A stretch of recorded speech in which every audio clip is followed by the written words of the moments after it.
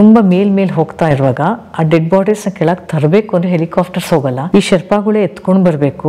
ಒಂದ್ dead body ಈ ವರ್ಷ ವಾಪಸ್ ತರಬೇಕು ಅಂದ್ರೆ 1 ಕೋಟಿ ಖರ್ಚು. ಫ್ಯಾಮಿಲಿ ಅವ್ರೇನಾದ್ರೂ ವಿಲ್ಲಿಂಗ್ಲಿ ನಾವು ಕೊಡ್ತೀವಿ ತಗೊಂಬನ್ನಿ ಅಂದ್ರೆ ಮಾತ್ರ ತರ್ತಾರೆ, ಇಲ್ಲದ್ರೆ ಅಲ್ಲೇ ಬಿಟ್ಬಿಡ್ತಾರೆ. ಬ್ರೆಡ್ ತಗೋಬೋದಿತ್ತು, ಮೊಟ್ಟೆ ತಗೋಬೋದಿತ್ತು. ಮಧ್ಯಾಹ್ನ ಹೊತ್ತು ನಿಮ್ಗೆ ರೈಸ್ ಆಗ್ಲಿ, ಬ್ರೆಡ್, ಬನ್ನು, ಕೇಕ್ ಎಲ್ಲ ಮಾಡೋರು ಅಲ್ಲ. ಓಪನ್ ವೆಸಲ್ ಅಲ್ಲಿ ನೀರ್ ಹಾಕ್ಬಿಟ್ಟು ಎಲ್ಲ ಮಾಡೋರು. ಟೋಟಲ್ ಖರ್ಚು 25 lakhs ಬರುತ್ತೆ. 15 lakhs is the permit fees. ಇವಾಗ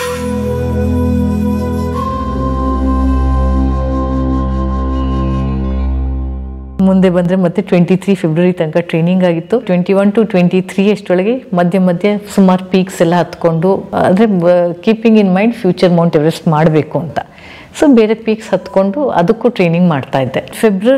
ಎಂಡ್ ಫೆಬ್ರವರಿಲಿ ಒಂದು ಟೆಕ್ನಿಕಲ್ ಟ್ರೈನಿಂಗ್ಗೆ ಹೋಗಬೇಕಾಯಿತು ಜಮ್ಶೆದ್ಪುರಲ್ಲೇ. ಸೊ ಜಮ್ಶೆದ್ಪುರಲ್ಲಿ ಅಂದರೆ ಟೆಕ್ನಿಕಲ್ ಟ್ರೈನಿಂಗ್ ಅಂದರೆ ಮೌಂಟೇನ್, ಈಗ ಎಷ್ಟೇನೋ ಫಿಟ್ ಇದ್ರೂ ಮೌಂಟೇನ್ ಫಿಟ್ನೆಸ್ ಬರಬೇಕು. ಅದು ಹೇಗೆ ಹತ್ತೋದು, ಅದು ಇನ್ಸ್ಟ್ರೂಮೆಂಟ್ಸ್ ಏನು, ಎಕ್ವಿಪ್ಮೆಂಟ್ ಹೇಗಿರುತ್ತೆ, ನಾಟ್ಸ್ ಆಗಲಿ, ಡಿಫ್ರೆಂಟ್ ನಾಟ್ಸು, ಲ್ಯಾಡರ್ ಕ್ರಾಸಿಂಗ್ ಆಗಲಿ, ಜುಮಾರಿಂಗ್ ಅಂದರೆ ಅದು ಅಸೆಂಡಿಂಗು, ಡಿಸೆಂಡಿಂಗು, ಅದಕ್ಕೆಲ್ಲದಕ್ಕೂ ಟೆಕ್ನಿಕ್ಸ್ ಇದೆ. ಸೊ ಅದನ್ನು ಕಲಿಬೇಕಿತ್ತು. ನಮ್ಮ ಇಂಡಿಯಲ್ಲಿ 4 ಮೌಂಟೇನಿಯರಿಂಗ್ ಸ್ಕೂಲ್ಸ್ ಇದೆ. ಸೊ ಆ ಸ್ಕೂಲ್ಗಳು ಒಂದೊಂದು ತಿಂಗಳು ಬೇಸಿಕ್ ಕೋರ್ಸು, ಅಡ್ವಾನ್ಸ್ ಕೋರ್ಸ್ ಮಾಡಿ ಇದೆಲ್ಲ ಕಲಿಸ್ತಾರೆ. ಬಟ್ ಅಲ್ಲಿ ಅಡ್ಮಿಷನ್ಸ್ ತಗೊಳ್ಳೋದು 45 years ತನಕ ಮಾತ್ರ. ಸೊ ನಾನಿದು ಯೋಚನೆ ಮಾಡಿದಾಗ 2021 50 ಆಗೋಗಿತ್ತು ನನಗೆ. ಸೊ ಈಗ ಏನು ಮಾಡೋದು ಅಂದರೆ ಟಾಟಾ ಸ್ಟೀಲ್ ಅಡ್ವೆಂಚರ್ ಅವರು ಮುಂದೆ ಬಂದರು, ಫೆಬ್ರವರಿ ಎಂಡಲ್ಲಿ ನಾವು ಟ್ರೈನಿಂಗ್ ಕೊಡ್ತಾ ಇದ್ದೀವಿ, ಬರ್ಬೋದು ಅಂತ. ಸೊ ಇದು ಬಾಸ್ಟನ್ ಹೆಂಗೂ ಏಪ್ರಿಲ್ ಅಲ್ವಾ, ಹೆಂಗೂ ಟ್ರೈನಿಂಗ್ ಮಾಡಿದ್ದೀನಿ, ಹೋಗಿ ಬರೋಣ ಅಂತ ಹೋಗಿ ಒಂದು 15 ದಿವಸ ಟ್ರೈನಿಂಗ್ ಮುಗಿಸ್ಕೊಂಡು ಎಲ್ಲ ವಾಪಸ್ ಬಂದು ಮತ್ತೆ ರನ್ನಿಂಗ್ ಕಂಟಿನ್ಯೂ ಮಾಡಿದೆ. ಇನ್ನು ಏಪ್ರಿಲಲ್ಲಿ ಹೋಗಬೇಕಿತ್ತು. ಆಮೇಲೆ ಎವರೆಸ್ಟಿಗೆ ಸೀರಿಯಸ್ ಆಗಿ ಮಾಡೋಣ ಅಂತ. But I don't know, technical ಟ್ರೈನಿಂಗಿಂದು ರನ್ನಿಂಗ್ ಇಂಜುರಿನೋ ಏನು, one day I just could not get out from the bed. Severe back pain, shooting pain, ಎದ್ದೇಳಕ್ಕೆ ಆಗಲಿಲ್ಲ. ಫೆಬ್ರವರಿ ಎಂಡ್ ಮಾರ್ಚ್ ಬಿಗಿನಿಂಗಲ್ಲಿ ಮೈಸೂರು ವಾಪಸ್ ಅದು ಟ್ರೈನಿಂಗ್ ಮುಗಿಸ್ಕೊಂಡು ವಾಪಸ್ ಬಂದಿದ್ದೆ. ರನ್ನಿಂಗ್ ಟ್ರೈನಿಂಗ್ ಮಾಡಿದ್ದೆ ಮನೇಲೆ. ಬೆಳಿಗ್ಗೆ ಎದ್ದೇಳಕ್ಕೆ ಆಗಲೇ ಇಲ್ಲ. ಸೊ ಆಮೇಲೆ ಮನೇಲಿ ಡಾಕ್ಟರ್ಸ್, ನಮ್ಮ ಮಾವನು ಆರ್ಥೋಪೆಡಿಕ್ಕು, ಹಸ್ಬೆಂಡು ಆರ್ಥೋಪೆಡಿಕ್ಕು, ಎಕ್ಸಾಮಿನ್ ಮಾಡಿ ಎಕ್ಸ್ರೇಸ್ ಆಯಿತು, MRIs ಆಯಿತು. ಅವಾಗ ಸ್ಪೈನಲ್ಲಿ ಪ್ರಾಬ್ಲಮ್ ಇತ್ತು, ಡಿಸ್ಕ್ ಬಲ್ಜ್ ಅಂತ. ಸೊ ಒಂದು almost 15-20 days bedridden, no running, no activities ಏನೂ ಇರಲಿಲ್ಲ. ಹಾಗೂ ನನ್ನ ಹಸ್ಬೆಂಡು ಸುಮಾರೆಲ್ಲ ಮೆಡಿಕೇಶನ್ ಆಗಲಿ, ಸ್ಟ್ರೆಂಥನಿಂಗ್ ಟ್ರೈ ಮಾಡಿದ್ರು, ಫಿಸಿಯೋಥೆರಪಿ ಟ್ರೈ ಮಾಡಿದ್ರು. ಹೆಂಗಾದ್ರೂ ಈ ಬಾಸ್ಟನ್ ಏಪ್ರಿಲ್ ಅಷ್ಟೊಳಗೆ ರೆಡಿ ಮಾಡೋಣ ಅಂತ ಮಾರ್ಚ್ ಎಂಡ್ ತನಕ ಟ್ರೈ ಮಾಡಿದ್ವಿ, ಓಡೋಕ್ಕಾಗಲಿಲ್ಲ. ಸೊ ಆ ವರ್ಷವೂ ಬಾಸ್ಟನ್ ಹೋಗೋಕ್ಕಾಗಲಿಲ್ಲ ನನಗೆ. 23ಗೆ I had to cancel Boston. So ಇಷ್ಟು ಬಾಸ್ಟನ್ ಕ್ಯಾನ್ಸಲ್ ಆಯಿತು. ಬಾಸ್ಟನ್ ತುಂಬಾ ಬೇಜಾರಾಯಿತು. ಇದು 4th attempt ಬಾಸ್ಟನ್ಗೆ ಹೋಗಬೇಕಾಗಿದ್ದು, ನಾನು ಹೋಗೋಕ್ಕಾಗಲಿಲ್ಲ. ಇವಾಗ main concern was I have to recover, I have to get back on my feet, I have to become physically active was my first goal. ಇದಾದಮೇಲೆ so almost 1 month total rest. I could not do anything. ಕೆಲ್ಸಕ್ಕೆ ಹೋಗ್ತಾಯಿದ್ದೆ, ಬರ್ತಾಯಿದ್ದೆ, but longer sitting ಆಗಲಿ, standing ಆಗಲಿ ಏನೂ ಇರಲಿಲ್ಲ. So slowly ಒಂದು 3-4 months rehab ಆಯಿತು. I could walk comfortably.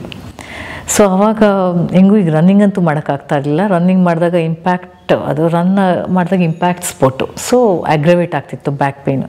So running completely stop ಮಾಡಿದೆ. Started walking I was very comfortable. So walk ಮಾಡ್ತಾ ಬ್ಯಾಕ್ಗೆ ವೆಯ್ಟ್ಸ್ ಹಾಕ್ಕೊಂಡು ಸ್ಟಾರ್ಟೆಡ್ ವಾಕಿಂಗ್ 5 kilos.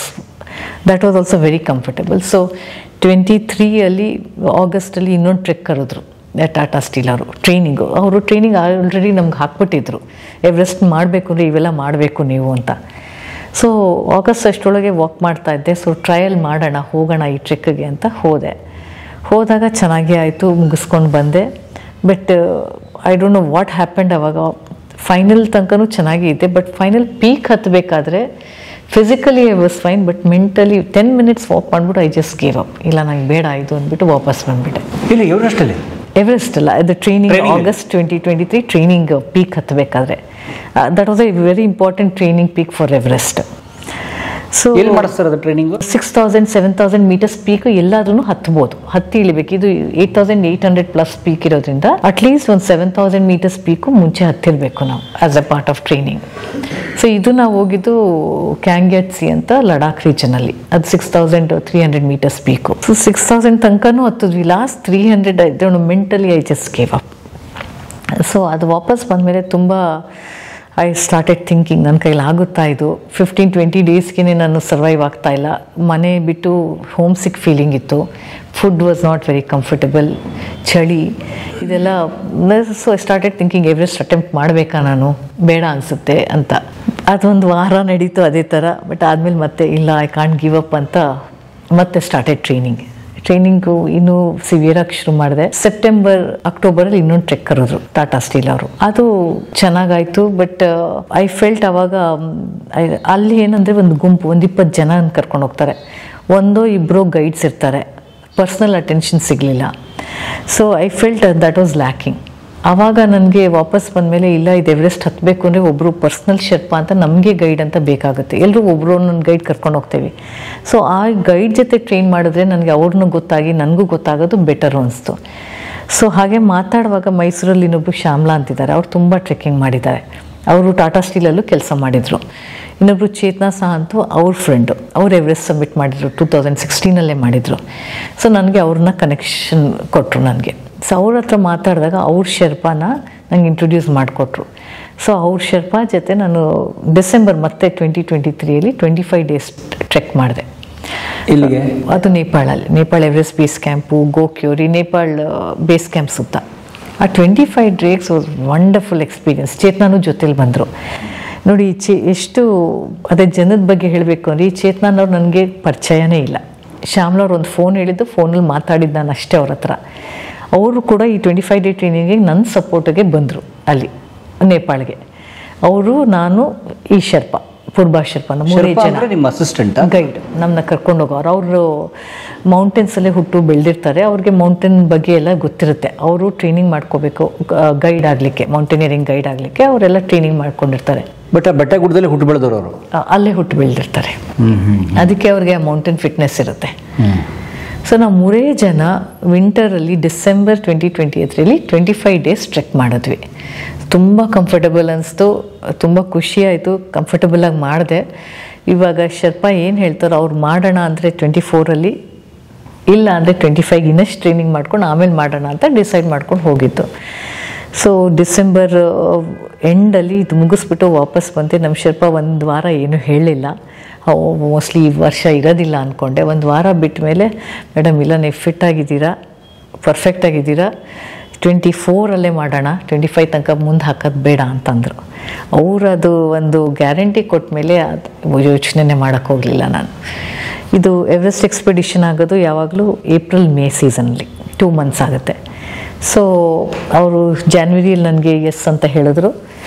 ಅದಾದಮೇಲೆ ಪರ್ಮಿಟ್ಸ್ ತೊಗೋಬೇಕು ನೇಪಾಳ ಗೌರ್ಮೆಂಟಿಂದ, ನಮ್ಮ ಫಿಟ್ನೆಸ್ ಸರ್ಟಿಫಿಕೇಟ್ ಕೊಡಬೇಕು, ನಾವು ಹತ್ತಿದ ಪೀಕ್ಸ್ ಎಲ್ಲನೂ ಪ್ರೂಫ್ ಥರ ಕೊಡಬೇಕು. ಸೊ ಅದೆಲ್ಲ ಫಾರ್ಮ್ಯಾಲಿಟೀಸ್ ಎಲ್ಲದಕ್ಕೂ ನಮ್ಮ ಶೆರ್ಪಾ ತುಂಬ ಹೆಲ್ಪ್ ಮಾಡಿದ್ರು ನನಗೆ. ಶೆರ್ಪಾ ಒಂದು ಕಡೆ, ಈ ಕಡೆ ಚೇತನಾ ಒಂದು ಕಡೆ, ಎಲ್ಲ ನನಗೆ ಎಕ್ಸ್ಪೀರಿಯನ್ಸ್ ಹಿಂಗೆ ಮಾಡಬೇಕು. ಮತ್ತು ಆ ಸ್ಲೀಪಿಂಗ್ ಬ್ಯಾಗ್ಸ್ ಆಗಲಿ, ಹಾರ್ನೆಸ್ ಅಂತ ಏನು ಹೇಳ್ತೀವಿ, ಎಲ್ಲ ಅವ್ರು ಚೇತನಾ ಅವ್ರದ್ದೇ ಕೊಟ್ಟರು ನನಗೆ. ಏನೇನು ಬಾರೋ ಮಾಡ್ಬೇಕಿತ್ತೋ ಎಲ್ಲ ಕೊಟ್ಟರು. But personal things like shoes ಆಗ್ಬೋದು, ನಮ್ದು ಡೌನ್ ಸೂಟು ನಮ್ಮ ಸೈಜ್ಗೆ ಏನು ಫಿಟ್ ಆಗುತ್ತೋ ಅದೆಲ್ಲ ಐ ಹ್ಯಾಡ್ ಟು ಬೈ. ಎಷ್ಟು ಖರ್ಚು ಬರುತ್ತೆ ಅದಕ್ಕೆ? ಟೋಟಲ್ ಖರ್ಚು 25 lakhs ಬರುತ್ತೆ. ಏಕೆಂದರೆ ಅದರಲ್ಲಿ 10 ಲಕ್ಷ ನಾವು ಗೌರ್ಮೆಂಟ್ಗೆ ಕಟ್ಟಬೇಕು, ನೇಪಾಳ ಗೌರ್ಮೆಂಟ್ಗೆ ಪರ್ಮಿಟ್ ಫೀಸೇ 10 ಲಕ್ಷ. ಅದು ಲಾಸ್ಟ್ ಇಯರ್. ಈ ಇಯರು ಅದನ್ನ ಇನ್ನೂ 5 lakhs ಜಾಸ್ತಿ ಮಾಡಿದ್ದಾರೆ 2025ಇಂದ. So 15 lakhs is the permit fees ಇವಾಗ ಕರೆಂಟ್ಲಿ. ಸೊ 10 lakhs ಪ್ಲಸ್ ಇನ್ನು ಅನದರ್ 15 lakhs ನಾವು ಏಜೆನ್ಸಿ ನಮ್ಮ ಶೆರ್ಪಾ ಕರ್ಕೊಂಡು ಹೋಗ್ತಾರೋ ಅವರು ಕಟ್ಟಬೇಕು. ಅಂದರೆ ನಮ್ಗೆ 2 ತಿಂಗಳು ನೋಡ್ಕೋತಾರೆ ಅವರು, ಊಟ ತಿಂಡಿ, ನಮ್ಮ ಟೆಂಟ್ ಆಗಲಿ ಹತ್ತಿಸಿ ಕರ್ಕೊಂಬರೋದು ಎಲ್ಲ ಅವ್ರದ್ದು. ಸೊ ಆ ಖರ್ಚಿಗೆ ನಾವು ಇನ್ನೊಂದು 15 ಲಕ್ಷ ಅವ್ರಿಗೆ ಶೆರ್ಪಾ ಅವ್ರಿಗೆ ಕೊಡ್ತೀವಿ. ಸಕ್ಸಸ್ಫುಲಿ ಮೇಲೆ ಹೋಗಿ ವಾಪಸ್ ಕೆಳಗೆ ಕರ್ಕೊಂಬಂದರೆ ಆಮೇಲೆ ಶೆರ್ಪಾ ಬೋನಸ್ ಅಂತ ಅವ್ರಿಗೆ ಒಂದು 1.5 lakhs 3 lakhs ತನಕ ಕೊಡಬೇಕಾಗತ್ತೆ. ಒಂದೊಂದು ಏಜೆನ್ಸಿಯಲ್ಲಿ ಒಂದೊಂದು ಥರ. ಈಗ ಟ್ರಾವೆಲ್ ಏಜೆನ್ಸಿ ಥರ, ನಿಮಗೆ ಒಳ್ಳೆ ಟ್ರಾವೆಲ್ ಏಜೆನ್ಸಿ, ಲಕ್ಸುರಿ ಏಜೆನ್ಸಿ ಜೊತೆ ಹೋದರೆ ಜಾಸ್ತಿ ಕೊಡಬೇಕಾಗತ್ತೆ, ಆರ್ಡಿನರಿಯವ್ರ ಜೊತೆ ಹೋದರೆ ಕಮ್ಮಿ ಇರುತ್ತೆ ಆ ಥರ. ಸೊ ಇದು ಜಾನ್ವರಿಲಿ ಆದಮೇಲೆ ಈ ಪರ್ಮಿಟ್ಸು ಇದೆಲ್ಲ ಸಿದ್ಧತೆ ಮಾಡಿಕೊಂಡು, ಜೊತೆಗೆ ಇನ್ನು ನೆಕ್ಸ್ಟ್ 4 months ಟೈಮ್ ಇತ್ತು ನನಗೆ. ಆ 4 months ಹಾರ್ಡ್ ಕೋರ್ ಟ್ರೈನಿಂಗ್ ಮಾಡಿದೆ. ಬೆನ್ಮೇಲೆ 14 kilos ಹಾಕ್ಕೊಳ್ಳೋದು, ಕಾಲು leg weights 0.5 kilos ಹಾಕ್ಕೊಳ್ಳೋದು, continuous Chamundi ಬೆಟ್ಟ ಹತ್ತು ಇಳಿದು 5 hours ಹತ್ತು ಇಳಿಯೋದು. ಚಾಮುಂಡಿ ಬೆಟ್ಟ ಹತ್ತಿದ್ರಿ ಟ್ರೈನಿಂಗಿಗೆ ಹತ್ತಲೇಬೇಕು, ಭಾರ ಹಾಕ್ಕೊಂಡು ಮೆಟ್ಲು ಮೆಟ್ಲು, ರೋಡು, ಟ್ರಯಲು ಎಲ್ಲಾದರೂ ಒಟ್ಟು 5 hours ಕಂಟಿನ್ಯೂಸ್ ಹತ್ತು ಇಳಿಯೋದು. Non stop. ಸೊ ಅದೊಂದು ಟ್ರೈನಿಂಗು. ನಮ್ಮ ಜಿಮ್ಮಲ್ಲಿ 3 ಫ್ಲೋರ್ಸ್ ಇತ್ತು. ಸೊ ಸ್ಟೆಪ್ಸ್ ಟ್ರೈನಿಂಗು, ಬೆಳಿಗ್ಗೆ ಬೇಗ 5:15 ಹೋಗ್ಬಿಟ್ಟು ಕಂಟಿನ್ಯೂಸ್ 1-2 ಅವರ್ಸು ಎಲ್ಲ ವಿತ್ ವೇಟ್ಸ್, ಬ್ಯಾಕ್ ವೇಟ್ಸ್ ಹಾಕೊಂಡು ಅಪ್ ಆ್ಯಂಡ್ ಡೌನ್ ಕಂಟಿನ್ಯೂಸ್ ಹತ್ತು ಇಳಿಯೋದು. ಅದು ಅವೆರಡು ಆದರೆ ಇನ್ನು ಆಮೇಲೆ ಜಿಮ್ಗೆ ವೀಕ್ಲಿ 2 ಡೇಸ್ ಹೋಗಿ ಸ್ಟ್ರೆಂತ್ ಟ್ರೈನಿಂಗ್ ಮಾಡ್ತಾಯಿದ್ದೆ. ಅದು ಬಿಟ್ಟರೆ ಪ್ರಾಣಾಯಾಮ, ಯಾಕೆಂದರೆ ಆ ವೆದರ್ ಕಂಡೀಷನ್ಸ್ಗೆ ನಮ್ಮ ಬ್ರೀದಿಂಗು ಕಷ್ಟ, ಅಲ್ಲಿ ಆಕ್ಸಿಜನ್ ಲೆವೆಲ್ಸ್ ಕಮ್ಮಿ ಇರುತ್ತೆ. ಸೊ ಪ್ರಾಣಾಯಾಮ ಹ್ಯಾಬಿಟ್ ಶುರು ಮಾಡಿಕೊಂಡೆ ಪ್ರಾಕ್ಟೀಸ್ ಮಾಡೋದು. ಸೊ ಬೆಳಿಗ್ಗೆ ವಾಕಿಂಗು, ಜಿಮ್ ಮಾಡಿದೆ, ಸಾಯಂಕಾಲ ಪ್ರಾಣಾಯಾಮ, ಮಧ್ಯ ಕಾಲೇಜು, ಸಾಯಂಕಾಲ ಮನೆ ಕೆಲಸ. ಸೊ ಎಲ್ಲ ಬ್ಯಾಲೆನ್ಸ್ ಮಾಡಬೇಕಿತ್ತು. It was not easy. So ನೀವು ಡೆಂಟಲ್ ಡಾಕ್ಟರ್ ಜಾಬ್ ಬಿಟ್ಟಿಲ್ಲ? ಜಾಬ್ ಬಿಟ್ಟಿಲ್ಲ. ಇದೆಲ್ಲ ಮಾಡ್ಬೇಕಂದ್ರೂ 9 to 4 ಡೆಂಟಲ್ ಜಾಬ್ ಇದ್ದೇ ಇದೆ. ಸೊ ಈ ಚಾಮುಂಡಿ ಬೆಟ್ಟ ಹತ್ತದ ಟೈಮಿಂಗ್ ಯಾವಾಗ? ಬೆಳಿಗ್ಗೆ 4-4:15 ಎದ್ದೇಳ್ತೀನಿ ನಾನು ಬೆಳಿಗ್ಗೆ. ಸೊ ಈಗಲೂ ಎದ್ದು 4:15 ಹಾಗೆ 5 ಅಷ್ಟೊತ್ತಿಗೆ ನಾನು ವರ್ಕೌಟ್ಸ್ ಶುರು ಮಾಡ್ತೀನಿ. ಸೈಕ್ಲಿಂಗ್ ಇದೆ, ಸೈಕ್ಲಿಂಗು, ಸ್ವಿಮ್ಮಿಂಗು, ವಾಕಿಂಗ್, ಏನು ಟಾರ್ಗೆಟ್ ಮಾಡ್ತಾ ಇರ್ತೀನೋ ಅದ್ರ ಪ್ರಕಾರ ಟ್ರೈನಿಂಗ್ ಶುರು ಮಾಡಿ 7:30 ತನಕ training period. 7:30 to 8:30 kitchen work ಆಗುತ್ತೆ. ರೆಡಿ ಆಗಿಬಿಟ್ಟು ಕಾಲೇಜ್ಗೆ ಹೋಗೋದು. ಕಾಲೇಜಿಂದ ಬರೋದು 4:15 ಆಗುತ್ತೆ. ಮತ್ತು 4:15 6:30 ತನಕ ಮನೆ ಕೆಲಸ ಆಗುತ್ತೆ. ಮತ್ತು ಅಡುಗೆದಾಗಲಿ ಏನಾದರೂ ಆಗಲಿ. ಅದಾದಮೇಲೆ ಒಂದು ಸ್ವಲ್ಪ ಫ್ರೀ ಆಗುತ್ತೆ. ವಾರಕ್ಕೆ 1-2 ದಿವಸ ಜಿಮ್ಗೆ ಹೋಗ್ತೀನಿ. ಮಿಕ್ಕಿದ ಟೈಮು ಮನೇಲಿರ್ತೀನಿ. ಊಟ ಬೈ 9-9:30 ಮಲ್ಕೊಂಡ್ಬಿಡ್ತೀನಿ. So this is my daily schedule. But ಆ 9 to 4 ಏನಿದೆಯೋ ಕಾಲೇಜಲ್ಲಿ ಅದು ಟೈಮ್ ವೇಸ್ಟ್ ಮಾಡಲ್ಲ. ಕಾಲೇಜಲ್ಲಿ ಕೂಡ ಪ್ರೊಫೆಸರ್ ಆಗಿ ಕೆಲಸ ಮಾಡ್ತೀನಿ ಇವಾಗ. ಮೋರ್ ದೆನ್ 110 ಪಬ್ಲಿಕೇಶನ್ಸ್ ಇದೆ. ರಿಸರ್ಚ್ ವರ್ಕ್ಸ್ ಮಾಡ್ತೀನಿ. So you have to balance. ಕೆಲಸ ಟೈಮಲ್ಲಿ ಕೆಲಸ, ಮನೆಗೆ ಏನೂ ಕೆಲಸ ತರಲ್ಲ. ಮನೆಯಲ್ಲಿ ಬಂದಾಗ ನನ್ನ ಹಾಬೀಸು, ನನ್ನ ಪ್ಯಾಷನ್ಸ್ನ ಫಾಲೋ ಮಾಡ್ತೀನಿ. ಸೊ ನಿಮ್ದು ಏನೇ ರಿಸರ್ಚ್ ಇದ್ರು, ಪೇಪರ್ ಸಬ್ಮಿಷನ್ ಏನೇ ಇದ್ರೂ ಯು ಡೂ ಇಟ್ ಅಟ್ ಹಾಸ್ಪಿಟಲಲ್ಲಿ ಯಾವಾಗ ಫ್ರೀ ಟೈಮ್ ಸಿಗುತ್ತೋ ಮಾಡಿಕೊಂಡು I finish it. So 2024 fix ಆಯಿತು? 24 ಫಿಕ್ಸ್ ಆಯಿತು. ಟ್ರೈನಿಂಗ್ ಅದೇ ಜಿಮ್ ಟ್ರೈನಿಂಗ್ ಆಯಿತು, ಬೆಟರ್ ಟ್ರೈನಿಂಗು, ಪ್ರಾಣಾಯಾಮ ಟ್ರೈನಿಂಗ್ ಆಯಿತು. ಅದ್ರ ಮಧ್ಯೆ ಈ ಪೀಕ್ಸ್ ಎಲ್ಲ ಮುಂಚೆ ಮಾಡಿದ್ದು ಟ್ರೈನಿಂಗ್. ಇದಿಷ್ಟು ಟ್ರೈನಿಂಗ್ ಪಾರ್ಟ್ ಆಯಿತು. ತುಂಬ ರಿಸರ್ಚ್ ಮಾಡಿ ಇವಾಗ ಒಂದು ಗ್ಲೌಸ್ ತೊಗೋಬೇಕು ಅಂದ್ರೂ ಆ ಟೆಂಪ್ರೇಚರ್ ಗ್ಲೌಸ್ ತೊಗೋಬೇಕು. ಸೊ ನನಗೇನು ಗೊತ್ತಿರಲಿಲ್ಲ. I am not a mountaineer. So I had to research everything. Research ಮಾಡಿ ಮತ್ತು ಸುಮಾರು ನಮ್ಗೆ ಬೇಕಾಗಿದ್ದು ಇಂಡಿಯಾದಲ್ಲಿ ಸಿಗಲ್ಲ. ಸೊ ಯಾರಾದರೂ ಅಬ್ರಾಡಿಂದ ಬರ್ತಾರೆ, ಅವ್ರ ಕೈಲಿ ತರಿಸೋದು. ಇಲ್ಲ ನೇಪಾಳಕ್ಕೆ ಹೋದಾಗ ಅಲ್ಲಿ ಸಿಕ್ಕತ್ತೆ. ಸೊ ನಮ್ಮ ಶರ್ಪಾ ಹೇಳಿದರು, ಏನೂ ಸಿಗದಿದ್ರು ವರಿ ಮಾಡ್ಕೋಬೇಡಿ, ಇಲ್ಲಿ ಬರ್ತಿರಲ್ಲ ಎವರೆಸ್ಟ್ಗೆ ಹೋಗೋಕ್ಕೂ ಮುಂಚೆ ಅಲ್ಲೇ ಪರ್ಚೇಸ್ ಮಾಡ್ಬೋದು ಅಂತ. ಸೊ ಎಲ್ಲ ಸಿದ್ಧತೆ ಮಾಡಿಕೊಂಡು ನಮ್ಮ ಕಾಲೇಜಲ್ಲಿ ಪರ್ಮಿಷನ್ ಕೊಟ್ಟರು. 2 months ಲೀವ್ ಬೇಕಲ್ಲ. ಸೊ 2 months ಪರ್ಮಿಷನ್ ಕೊಟ್ಟರು. ತೊಗೊಂಡ್ಬಿಟ್ಟು April 3rd ಮೈಸೂರಿಂದ ಹೊರಟೆ ನಾನು. April 3rd ಮೈಸೂರು ಬಿಟ್ಟಿದ್ದು. 4th ಕಠ್ಮಂಡು ರೀಚ್ ಆಗಿ ಫ್ಲೈಟು ವಯ ಡೆಲ್ಲಿ ಹೋಗ್ತೀವಿ, ಕಠ್ಮಂಡು ರೀಚ್ ಆಗ್ತೀವಿ. ಅಲ್ಲಿ ಒಂದು 3 days ಶಾಪಿಂಗು, ಪ್ಯಾಕಿಂಗು. ಎಷ್ಟು ಅಂದರೆ ಸುಮಾರು ಇಷ್ಟು ಸಾಮಾನಿರುತ್ತೆ ನಮಗೆ. ಏನು ಬಿಟ್ಟು ಹೋಗೋಂಗಿಲ್ಲ. ನೀವು ಅಲ್ಲಿ ಮೇಲೆ ಹೋಗ್ಬಿಟ್ಟು ನಂಗೆ ಗ್ಲೌಸ್ ಇಲ್ಲ ಅಂದರೆ ಕೈ ಫ್ರೀಸ್ ಆಗೋಗುತ್ತೆ. ಸೊ ಎಲ್ಲನೂ ನೋಡಿಕೊಂಡು ಆ ಪ್ಯಾಕಿಂಗ್ ಹೆಂಗೆ ಮಾಡಬೇಕು, ಡಿಫ್ರೆಂಟ್ ಬ್ಯಾಗ್ಸಲ್ಲಿ ಯಾವುದಕ್ಕೆ ಏನು ತೆಕ್ಕೋಬೇಕು ಅದೆಲ್ಲ ನಮ್ಮ ಶರ್ಪಾ ಹೇಳ್ಕೊಡ್ತಾರೆ. ಸೊ ಆ 3 days ಅಲ್ಲಿ ಕಠ್ಮಂಡುವಲ್ಲೇ ಕೂತ್ಕೊಂಡು ಎಲ್ಲ ಶಾಪಿಂಗ್ ಮಾಡಿ ಪ್ಯಾಕಿಂಗ್ ಮಾಡಿಕೊಂಡು ಸಿದ್ಧತೆ ಮಾಡ್ಕೊಂಡ್ವಿ. ದ ಬೆಸ್ಟ್ ಥಿಂಗ್ ವಾಸ್ ಚೇತನ ಅಂತ ಏನು ಹೇಳಿದ್ನೋ, ಅವರು ಅವ್ರು ಬರ್ತಾರೆ ಅಂತ ಗೊತ್ತಿರಲಿಲ್ಲ. ಎವರೆಸ್ಟ್ ನಾನು ಎಕ್ಸ್ಪಿಡಿಷನ್ ಹೋಗಬೇಕು, 3rd ನಾನು ಲ್ಯಾಂಡ್ ಆಗಿದ್ದೀನಿ. ಅವ್ರ ಮಗ ಮತ್ತು ಇನ್ನೊಂದು ಫ್ಯಾಮಿಲಿ ಫ್ರೆಂಡು ಒಟ್ಟು 8 ಜನನ ಒಟ್ಟು ಮಾಡಿ ಕರ್ಕೊಂಬಂದಿದ್ರು. ನನ್ನ ಜೊತೆ ಬೇಸ್ ಕ್ಯಾಂಪ್ ಬರೋ ತನಕ ಬೀಳ್ಕೊಡ್ಲಿಕ್ಕಾಗಿ ಬಂದಿದ್ದರು. ಸೊ ಒಂಥರ ಚೇತನಂತೂ ನಾನು ಮರೆಯೋಕ್ಕೆ ಆಗಲ್ಲ ಲೈಫ್ ಲಾಂಗು. ಅವ್ರು ಮಾಡಿರೋ help, it was unnecessary, it was not needed. I was never her friend, but just out of passion. Somebody wants to do it, I have to help her ಅಂದ್ಬಿಟ್ಟು ಬಂದು ನನಗೆ help ಮಾಡಿದ್ದವರು. So ನಾನು land ಆಗಿದ್ದ ದಿವಸ ಅವರೂ ಬಂದರು. ಅಲ್ಲಿ ಬಂದುಬಿಟ್ಟು ಕಂಪ್ಲೀಟ್ ಸರ್ಪ್ರೈಸ್ ವಿಸಿಟ್ ಅವ್ರದ್ದು. ಎಲ್ಲ ಹೆಲ್ಪ್ ಮಾಡಿದ್ರು ನನಗೆ ಪ್ಯಾಕಿಂಗಿಗೆ ಎಲ್ಲ. ಆಮೇಲೆ ಅಲ್ಲಿ ಕಠ್ಮಂಡುವಿಂದ ಇನ್ನೊಂದು ಜಾಗ ಲುಕ್ಲಾ ಅಂತ, ಅಲ್ಲಿಗೆ ರೀಚ್ ಆಗಬೇಕು ನಾವು. ಆ ಲುಕ್ಲಾ ಜಾಗಕ್ಕೆ ಹೋಗಬೇಕು ಅಂದರೆ ಚಿಕ್ಕ ಫ್ಲೈಟಲ್ಲಿ ಹೋಗಬೇಕು. 14 seater ಫ್ಲೈಟ್ ಅದು. ಸೊ ಆ 14 seater ಫ್ಲೈಟ್ ಹೆಂಗಿದ್ರೆ, ಕಾಕ್ಪಿಟ್ ನಮ್ಮ ಪೈಲಟ್ಸ್ ಎಲ್ಲ ಕಾಣ್ತಾರೆ. ಅದು ಸೀಟ್ ಹಿಂದೆ ಅದು ಬರೀ ಒಂದು ಕರ್ಟನ್ ಸ್ಕ್ರೀನ್ ಇರುತ್ತೆ. ಆ್ಯಂಡ್ ವೆರಿ ಡೇಂಜರಸ್ ಫ್ಲೈಟ್ ಅದು. ನಮ್ದು ಅಡ್ವೆಂಚರ್ ಆ್ಯಕ್ಚುಲಿ ಅಲ್ಲೇ ಶುರು ಆಗುತ್ತೆ. Many people have had accidents in that flight.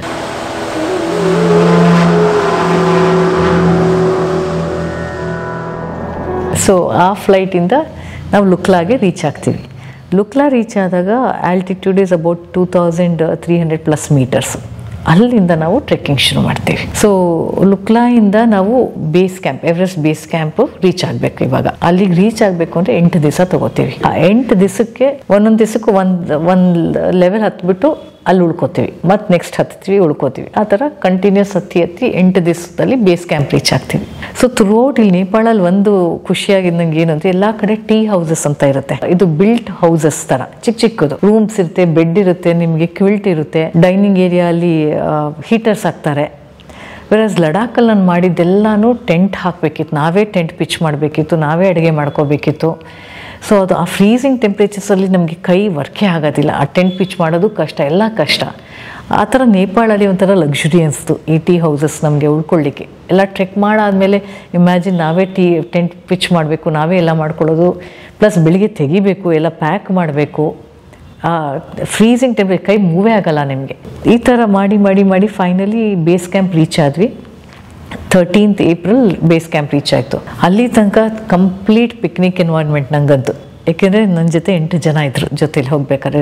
ರಿಯಲೈಸೇ ಆಗಲಿಲ್ಲ ಹತ್ತಾ ಇದ್ದೀವಿ ಅಂತ. ಈ ಎವರೆಸ್ಟ್ ಬೇಸ್ ಕ್ಯಾಂಪ್ ಹೋಗೋದೇನೆ ಒಂಥರ ದೊಡ್ಡ ಅಡ್ವೆಂಚರ್ ಅಂತ ಹೇಳ್ಬೋದು. One of the most sought place for trekkers. From all ಒಂದು 35,000 to 40,000 ಫ್ರಮ್ ಆಲ್ ಓವರ್ ದ ವರ್ಲ್ಡ್ ಬಂದು ಈ ಬೇಸ್ ಕ್ಯಾಂಪ್ ಟ್ರೆಕ್ಕಿಂಗ್ ಮಾಡ್ತಾರೆ.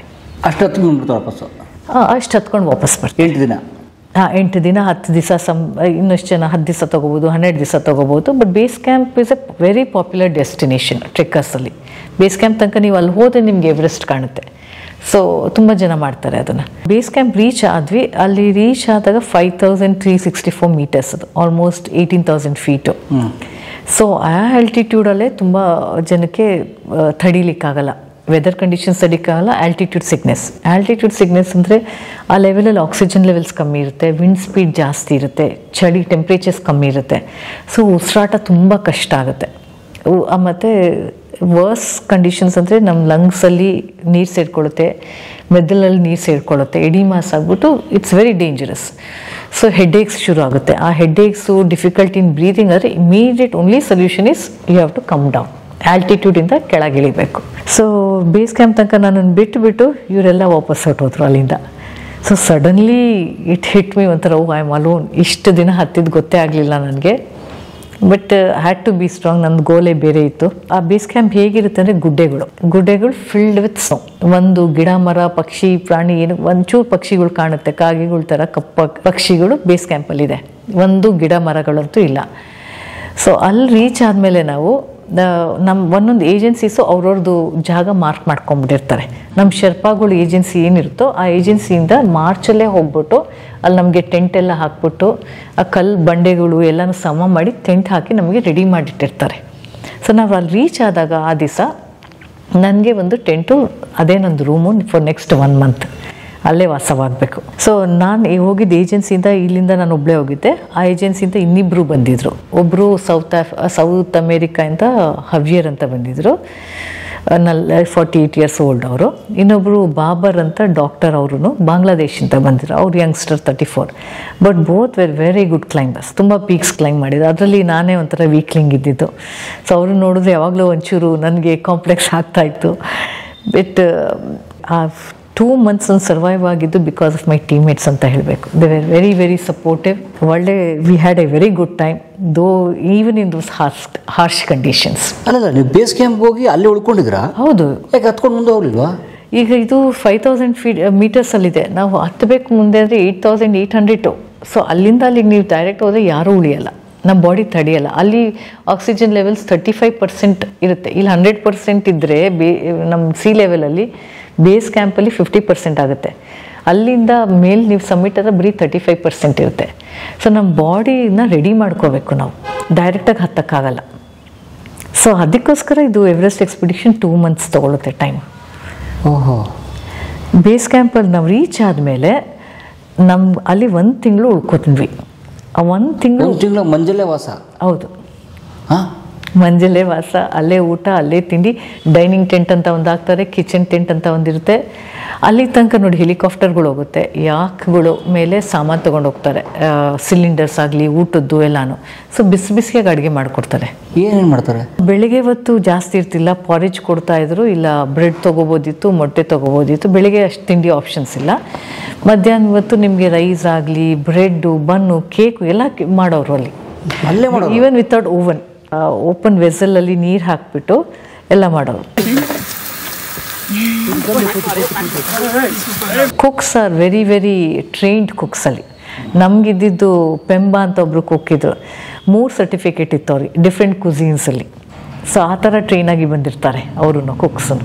ಆಮೇಲೆ ನೀವು ನಿಮ್ಮ ಶೆರ್ಪಾ ಕಂಪನಿ ಕಡೆಯಿಂದ ಹೋದ ನೀವು ಒಬ್ಬರೇ ಮಹಿಳೆನ, ಬೇರೆಯವರು ಇರ್ತಾರ ನಿಮ್ಮ ಜೊತೆಗೆ? ನನ್ನ ಜೊತೆ ಈ ಸತಿ ನಾನು ಹೋದಾಗ ನಾನು ಒಬ್ಬಳೇ ಮಹಿಳೆ ಇದ್ದಿದ್ದು, ನನ್ನ ಜೊತೆ ಇನ್ನಿಬ್ರು ಇದ್ರು. ಅವ್ರಿಗೊಂದು ಟೆಂಟು, ನಂಗೊಂದು ಟೆಂಟ್, ಎಲ್ರಿಗೂ ಒಂದೊಂದು ಟೆಂಟ್. ಆ ಕಂಪನಿ 3 ಜನ ಕರ್ಕೊಂಡು ಹೋಗಿತ್ತು? ಹೌದು. ಸೂಪರ್. ಓಕೆ. ಸೊ ಅಲ್ಲಿದ್ರೆ 1 ಮಂತ್ ಅಲ್ಲೇ ಇದೆ. ಇದು ನಾ ಹೋಗಿದ್ದ ಕಂಪ್ನಿ ಚಿಕ್ಕ ಕಂಪ್ನಿ. ನಾನು ಚೂಸ್ ಮಾಡಿದ್ದು ಏನಕ್ಕೆ, ಶೆರ್ಪಾ ಈಸ್ ಇಂಪಾರ್ಟೆಂಟ್ ನಮಗೆ, ಕಂಪ್ನಿ ಅಲ್ಲ. Sherpa should be good. ನಾನು ಹೋಗಿದ್ದು ಶೆರ್ಪಾ, ನನ್ನ ಗೈಡು 9 ಟೈಮ್ಸ್ ಸಬ್ಮಿಟ್ ಮಾಡಿದ್ರು. ನನ್ನ ಜೊತೆ ಅವ್ರದ್ದು 10th ಸಬ್ಮಿಟ್. ಮತ್ತು ಅವರು 50+ ಇಯರ್ಸ್ ಏಜ್ಡ್ ಅವ್ರನ್ನ ಕರ್ಕೊಂಡು ಹೋಗಿದ್ರು. ಸೊ ಅವ್ರಿಗೆ ಎಕ್ಸ್ಪೀರಿಯನ್ಸ್ ಇತ್ತು. I was 52, so I wanted somebody experience.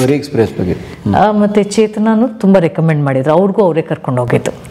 So ಹಾಗಾಗಿ Sherpa becomes very important than the agencies ಅಲ್ಲಿ ಬೇಸ್ ಕ್ಯಾಂಪಲ್ಲಿ. ಈ ಬೇಸ್ ಕ್ಯಾಂಪಲ್ಲಿ ಹೇಗೆ ಅಂದರೆ ನಿಮಗೆ ಒಂದೊಂದು 7 ಸಮ್ಮಿಟ್ಸ್ ಅಂತ ಇದೆ, ಸುಮಾರು ಏಜೆನ್ಸೀಸ್ ಇದೆ. ಅದೆಲ್ಲ ಅವ್ರದ್ದು ನೀವು ಡೈನಿಂಗ್ ಏರಿಯಾ ನೋಡಿಬಿಟ್ರೆ ಒಳ್ಳೆ 5 ಸ್ಟಾರ್ ಹೋಟೆಲ್ಸ್ ಥರ ಇರುತ್ತೆ. ನಮ್ಮದೆಲ್ಲ ಪುಟ್ಟಾಣಿದು, ನಮ್ಮದು ಅಷ್ಟು ಎಕ್ಸ್ಪೆನ್ಸಿವ್ ಇಲ್ಲ. ಅವೆಲ್ಲ ಮಿನಿಮಮ್ 60 lakhs 70 lakhs ಖರ್ಚಾಗುತ್ತೆ ನಿಮಗೆ. ಸೊ ಖರ್ಚು ನೋಡಬೇಕಾಗುತ್ತೆ ನೀವು. ಸೊ ನಮ್ಮದು ಅದೇ ಪುಟಾಣಿ ಕಂಪ್ನಿ, ನಾವು 3 ಜನ ಇದ್ದಿದ್ದು. ಚೆನ್ನಾಗಿತ್ತು. ಪಕ್ಕ ಇನ್ನೊಂದು ಹಾಗೆ ನೇಬರ್ಸು ಸಿಗ್ತಾಯಿದ್ರು, ಮಾತಾಡಿಸ್ತಾ ಇದ್ವಿ ಎಲ್ರೂ. ಎಲ್ಲ ಕಡೆ ಎಲ್ಲ ದೇಶದಿಂದನೂ ಬಂದಿರ್ತಾರೆ.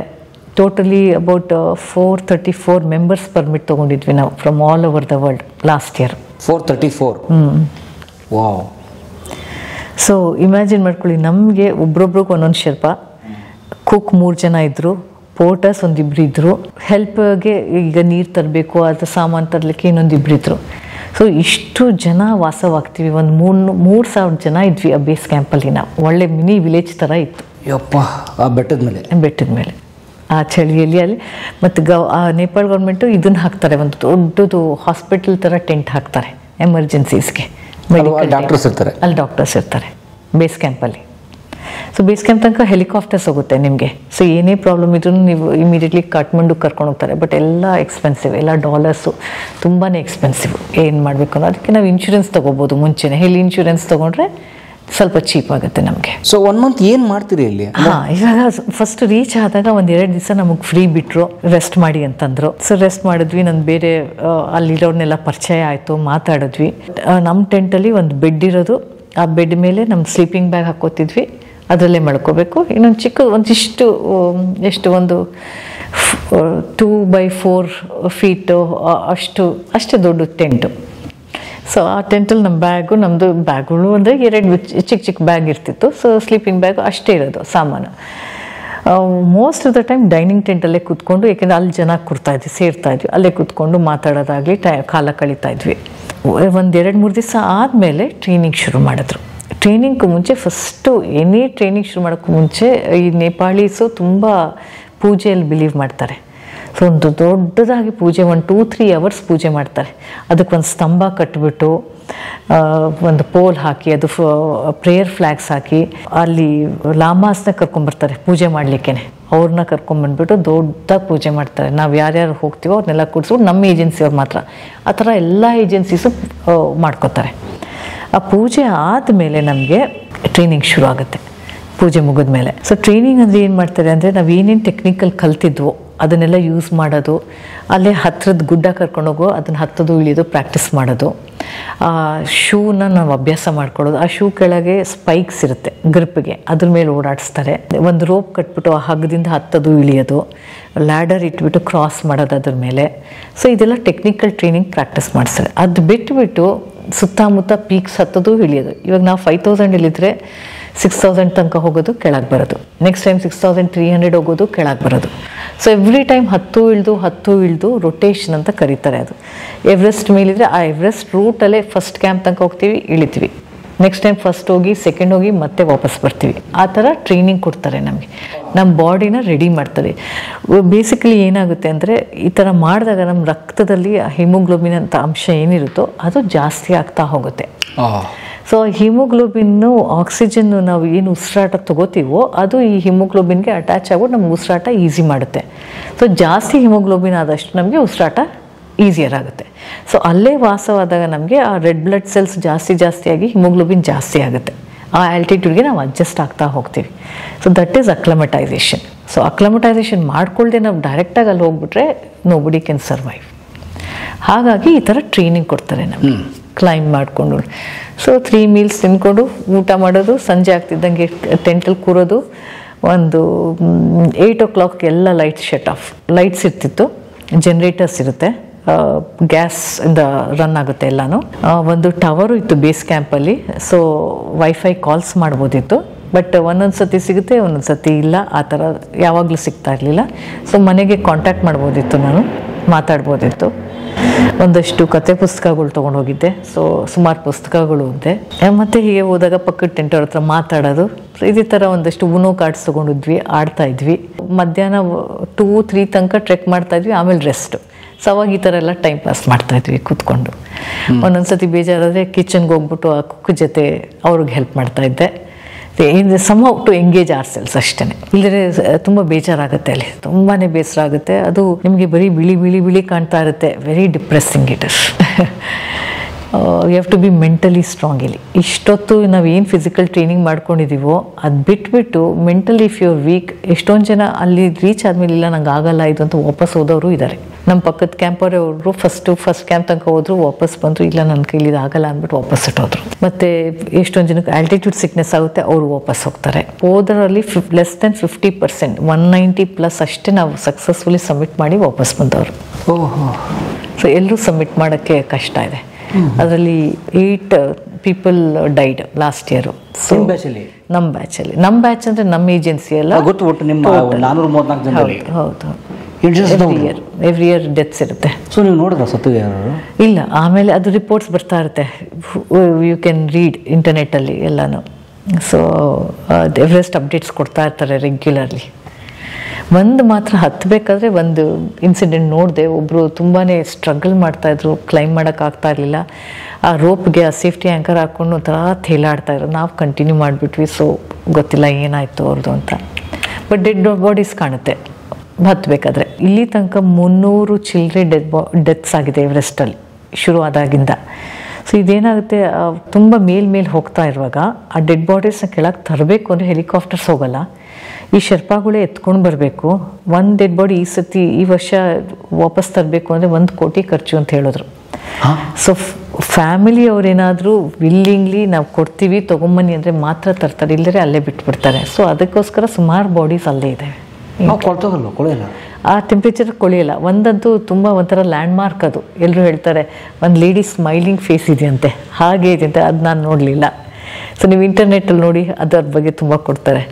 ಆ ಟೆಂಪ್ರೇಚರ್ಸ್ಗೆ ನಿಮಗೆ ಫ್ರೀಸರ್ ಥರ ಕೊಳೆಯೋದಿಲ್ಲ, ಬಾಡಿ ಕೊಳೆಯಲ್ಲ. ಆದರೆ ಬೇಸಿಗೆಯಲ್ಲಿ ಕರಗಲ್ವಾ ಮಂಜು?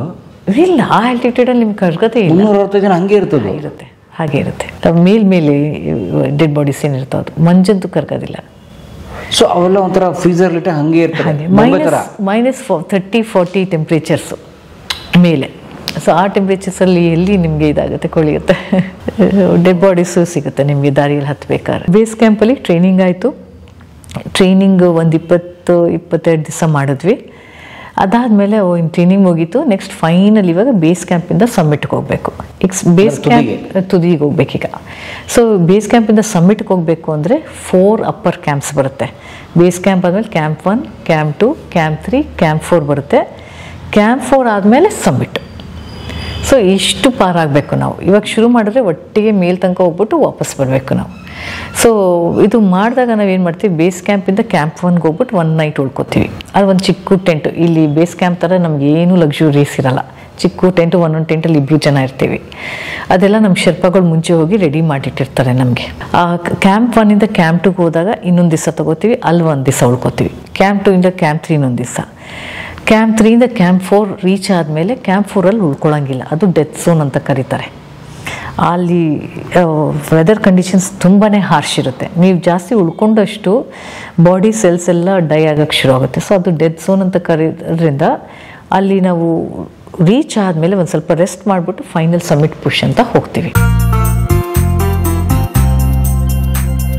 ಕಲಾ ಮಾಧ್ಯಮದ ಎಲ್ಲ ಎಪಿಸೋಡುಗಳು ನಿಮಗೆ ಸಿಗಬೇಕು ಅಂತಂದ್ರೆ ಕಲಾ ಮಾಧ್ಯಮ ಯೂಟ್ಯೂಬ್ ಚಾನೆಲ್ನ ಸಬ್ಸ್ಕ್ರೈಬ್ ಮಾಡಿ, ಬೆಲ್ ಐಕಾನ್ನ ಕ್ಲಿಕ್ ಮಾಡಿ, ತಪ್ಪದೇ ಮಾಡಿ. ಈ ವಿಡಿಯೋ ನೋಡಿದ್ದಕ್ಕೆ ನಿಮಗೆ ತುಂಬ ಧನ್ಯವಾದಗಳು. ಪುಸ್ತಕಗಳನ್ನು ಓದು ಮನಸ್ಸನ್ನು ಅರಳಿಸುತ್ತೆ, ಬುದ್ಧಿಯನ್ನು ಚುರುಕು ಮಾಡುತ್ತೆ, ಕಾಣದ ಹೊಸ ಲೋಕವನ್ನು ಪರಿಚಯಿಸುತ್ತೆ. ಹಾಗಾಗಿ ಓದುವ ಸಂಸ್ಕೃತಿ ಹೆಚ್ಚಾಗ್ಲಿ. ಧನ್ಯವಾದ.